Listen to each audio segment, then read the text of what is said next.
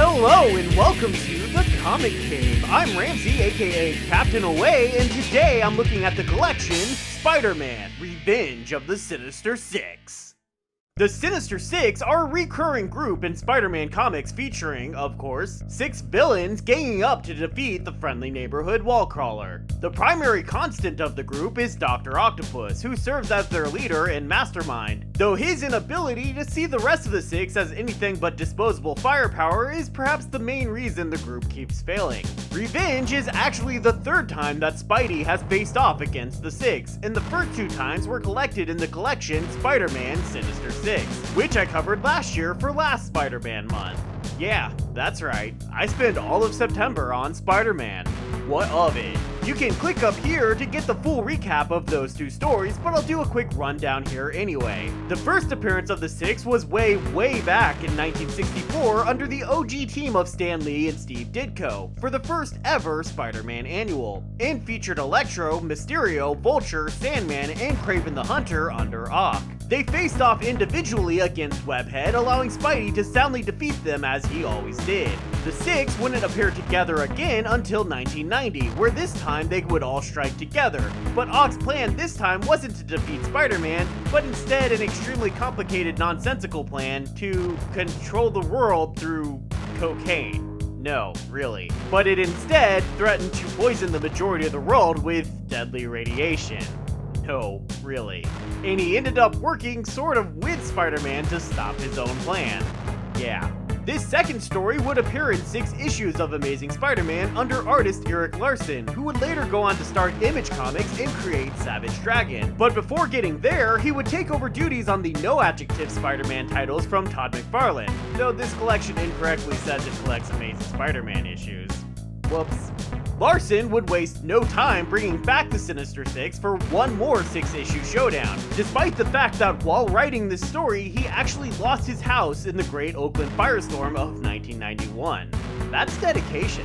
This collection also contains a filler issue he did before McFarlane left the title that mostly just sees Peter and MJ debating whether they should have a child together, and Spidey and Beast facing off against a mutant who turns out to be a child. It has absolutely no bearing on the plot whatsoever, and since I've mentioned it here in the intro, I don't have to mention it in the main part. So let's finally get moving on to that and take this away.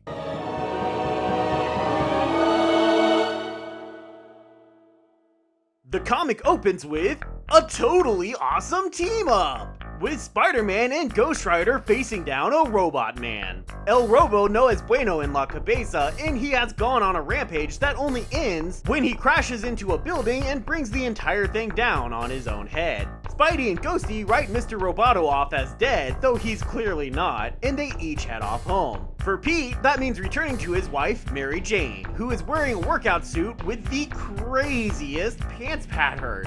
What is with those pants? It's like they tried to do a manga-style screen tone for just her pants. Nobody else gets a screen tone pattern like that for the entire comic. It really stands out. Especially since this is the early 90s. I feel like I'm looking at one of those magic eye things. Maybe if you stare at it long enough, you'll see a sailboat. Or a lady's butt. Who knows? Those things are crazy! As with Larsen's previous Sinister Six story, MJ has her own subplot going throughout the 6 issues here. This time, it's around her having landed a role in the latest Arnold Schwarzenegger movie. That's obviously not Arnold Schwarzenegger. It's totally different. Pete is uncomfortable with her doing the movie because she would play a lady of the night who would have some nude scenes. Oh, early 90s moral dilemmas. So cute. While the directors are undoubtedly just taking advantage of her being young, attractive, and desperate, that's not Peter's concern, as he simply wants to jealously guard his access to MJ's naked body. His lack of support for his wife's ambitions prompts MJ to bemoan his lack of hipness and with itness by storming off calling him a square. I mean, you are right, MJ, but you're also the one using terms like Lady of the Night and Square, so, you know, Paisley houses. Glass houses. Sorry, I'm staring at her pants again. Seriously, what's with that pattern? The plot involving the Six begins with Sandman, who's checking in on a nice family that took care of him once and helped him change his ways from a C-list villain to a C-list hero. Baby steps. Ock had threatened this family's life and well-being in the previous Sinister Six story to get Sandy to join his super cool gang, but Sandman had still turned against Ock and had been rewarded by being turned into glass. Luckily, Spider-Man managed to turn Sandman back into sand and the nice family hasn't faced any consequences. Until today, when their house suddenly blows the F up for no reason. Holy crap! Did they just kill that whole family? Well, we do know that at least one of them survives as we see Sandman hanging out in her hospital room. But, angered by this attack, he joins with the other 5 that aren't Ock to go gang up on the octopus for some revenge. And just to recap, that's the demon-possessed Hobgoblin, Electro, Mysterio, and Vulture. Ock's not worried about their little team up though. He's just managed to recover a version of his metal arms made from indestructible adamantium, just like Wolverine's skeleton. And he has another ray gun that can turn Sandman back into glass. And he paid Electro to be a turncoat on the others. Sandman though knew enough to be suspicious of the others, and brought Spider-Man along with him as backup. As Spider-Man fights the Six, he's unexpectedly joined by the Hulk, who comes bursting through the wall like he's the Kool-Aid Man. Oh yeah!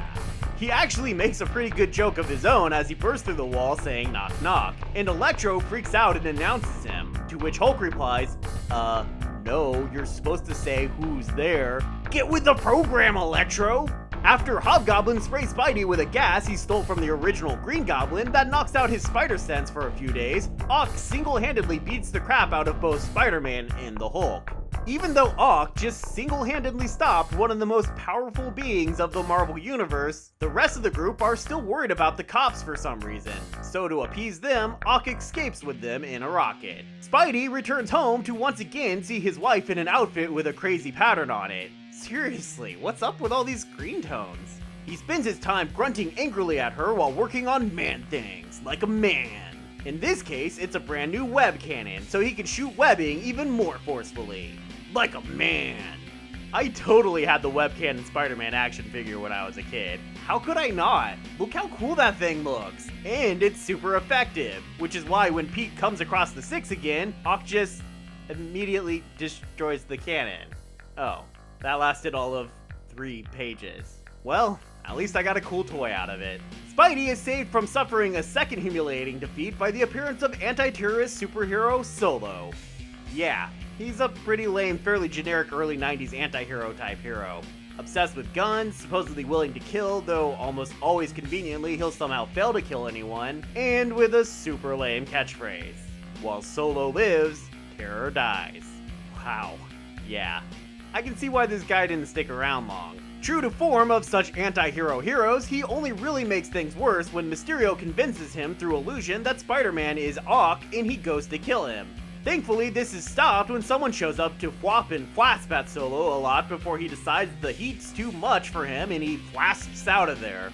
Spidey's mysterious rescuer is the Robot Man from the first issue. He was apparently developed by a lab as a super soldier program to create a new superhero. Something went wrong with his programming and that was what caused him to go on a rampage. But as his brain repaired itself, he was able to recover and come to his senses enough to rescue Spider-Man from certain death. He takes Spider-Man to Care Labs, which is the lab where he was created. It's a government lab that works with S.H.I.E.L.D., so you know they're the good guys. And true to form, they help Spidey recover by building him a super cool robot arm. Aw man, I want a robot arm. I would use my robot arm for good. And yeah, I also had the Cyborg Spider-Man action figure as a kid. Come on, he looks pretty damn cool too. Speaking of Cyborg, Spidey runs into Marvel's major 80s cyborg hero Deathlock, not to be confused with Death Clock, the metal band.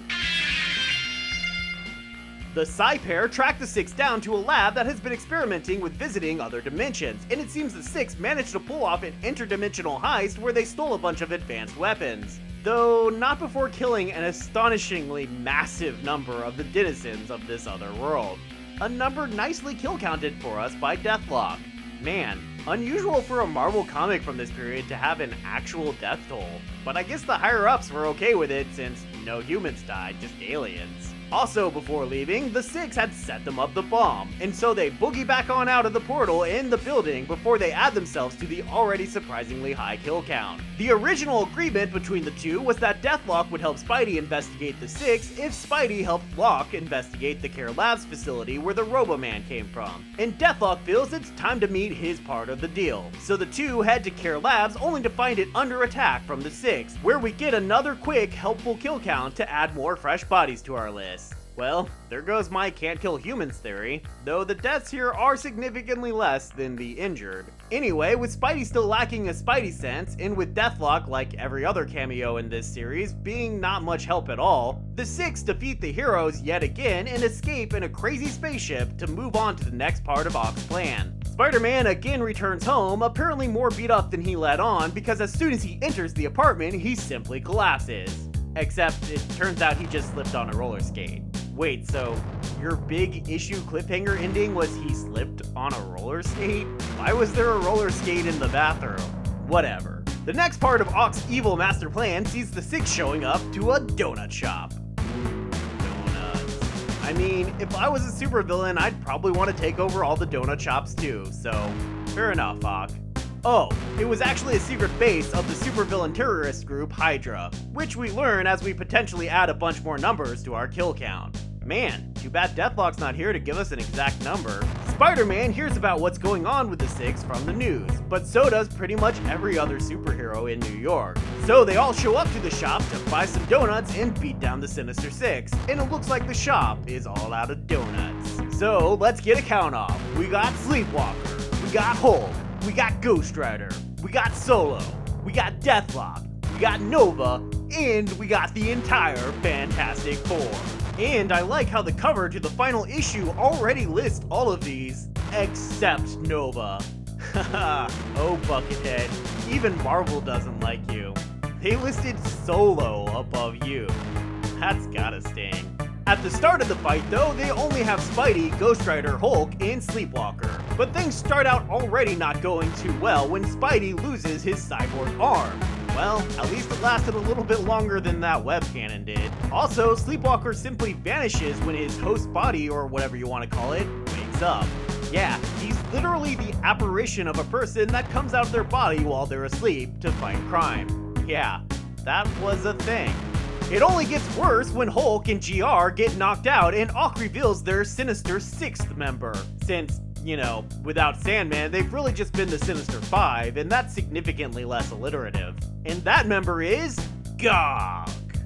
Gog is a character that has been around the Marvel Universe here and there, and, well, they actually conveniently explain who he is and where you can read about him if you really want to. I'd actually read the issues of Astonishing Tales once while waiting around in a Walden book, so it was kind of cool to see him make this random reappearance here.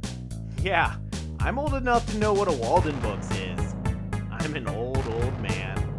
Anyway, while Spidey tries to simply survive, the Fantastic Four finally show up to help out, and Mysterio again attempts his tricks to convince everyone that their ally is actually their enemy, leading to a brief bit of confusion until Deathlok finally gets his ass over there and uses his cyborg brain to see through the illusion and knock Mysterio out of the fight. With the numbers now in favor of the side of good, the rest of the Six are taken out pretty quickly until only Ock remains. With his adamantium arms, he's still able to hold off everybody. That is, until Sandman, who had been shattered into glass shards earlier, shows up pissed off at Ock and attacks him with thousands of shards of glass.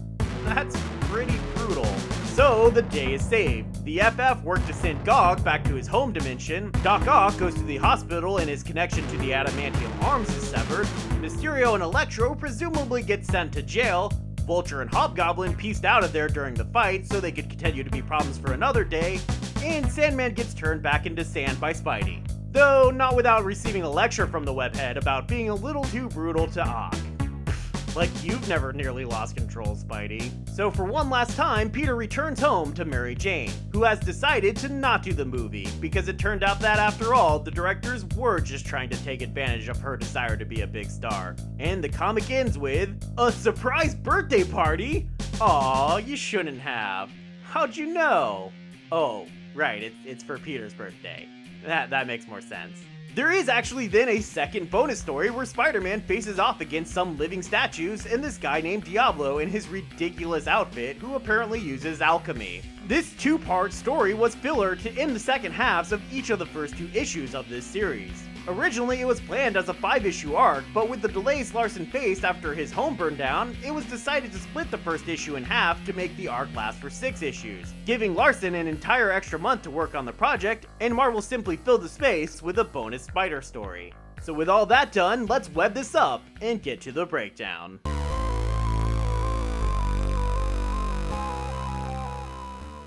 I remember loving this story as a kid, but reading back on it now as an adult, man, was this ever the product of the early 90s. It seems pretty clear that a lot of the stuff that happens in this comic probably came about as a push to have cool new accessories to give to characters for the booming action figure lines that were all the rage at the time. Not just for Spidey either, but with the gear the Six picks up as well. There's also the use of the edgy anti-hero heroes for this story, like Solo and Ghost Rider. Clearly here for the embittered fans of 80s comics where a lot of creators had pushed for darker, more brutal storylines, and Marvel and DC were feeling the pressure at the time to appeal to the fans that wanted more of that. Which is also probably why the kill count is so ridiculously high in this story. Why Ock goes to get a bunch of otherworldly guns despite the fact that his adamantium arms alone seem to be the most OP thing in the universe, and why Ock gets taken out in such a brutal fashion at the end of the story. Also, despite the massive amount of cameos, they're all pretty pointless because the other heroes don't really do anything aside from getting knocked out a bunch. So they're probably mostly here just to help push some of the comic sales one way or another. And I have to say, it's weird how Spider-Man just kind of rushed headlong into battle against the Six repeatedly in this series without any clever plans or ideas for how he was going to take them down. Even during the period where he knew he had no spider sense. Doesn't seem too much like him. But despite how bad all this might sound, it's not entirely intended as complaints. While you can see these things as bad things, and for good reason, it is also nice that they're there to help really differentiate this story from the previous 2 Sinister Six stories, especially when the second story was such a deliberate copy of the first. So I'm giving this series a recommendation level of medium. If you're a Spidey fan, I wouldn't say there's a lot of reason to skip this story, and if you're not a Spidey fan, this would be far from my top recommendation, but it still wouldn't hurt you to give it a go. The collected edition gets one crazy pants pattern. Come on, you had to know it was going to be that whether it was good or bad. And it's actually kind of meh, fine. They didn't have to include any of the bonus stories that weren't part of the main story, so it's cool that they did. And they also include the cover art for the original trade paperback collection of this story, along with the foreword and afterwards written for that version, and some bonus art originally collected there. So, that's kinda cool.